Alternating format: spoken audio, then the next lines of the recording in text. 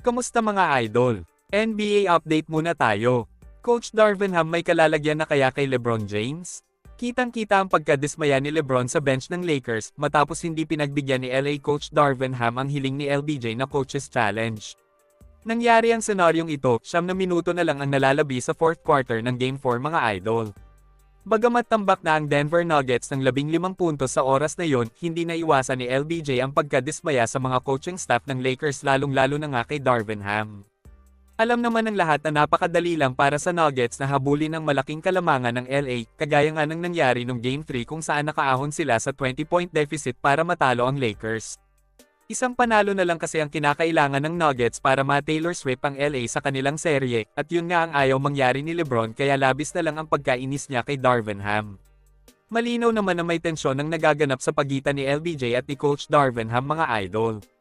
Ito nga ay dahil sa decision-making ni Ham na madalas pumapalpak na hindi na nagugustuhan pa ng LA superstar mga idol. May isang senaryo pa nga nung Game 3 kung saan humingi ng timeout si Darvin Ham pero kitang-kita sa actual video na hindi na niya alam ang play na gagawin para makahabol pa ang kanyang koponan.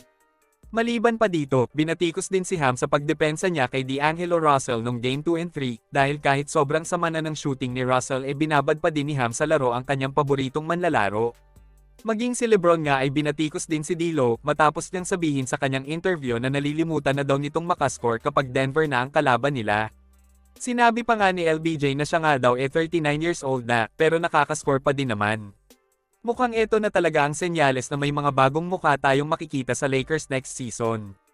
At dahil nga suntok sa buwan ng matalo pa ng Lakers ang Nuggets sa kanilang serye, inaabangan na lang ng mga LA fans na patalsikin si Coach Darvin Ham sa koponan.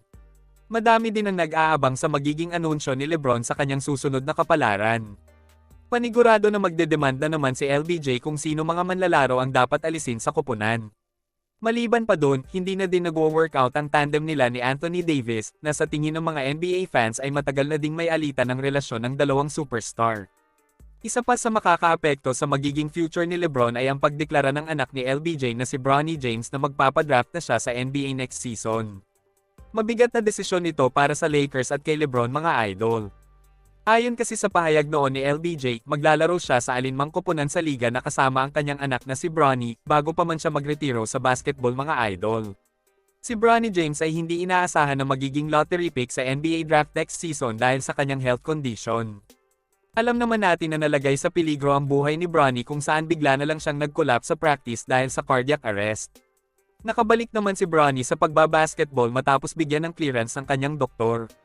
May mga koponan pa naman na magkaka-interes kay Bronny, lalo na kung sa kanila din tatapusin ni LeBron James ang kanyang NBA career. Posible din na makipag-tandem si LBJ kay Victor Wembanyama sa Spurs sakaling magka-interes sila kay Bronny James mga idol.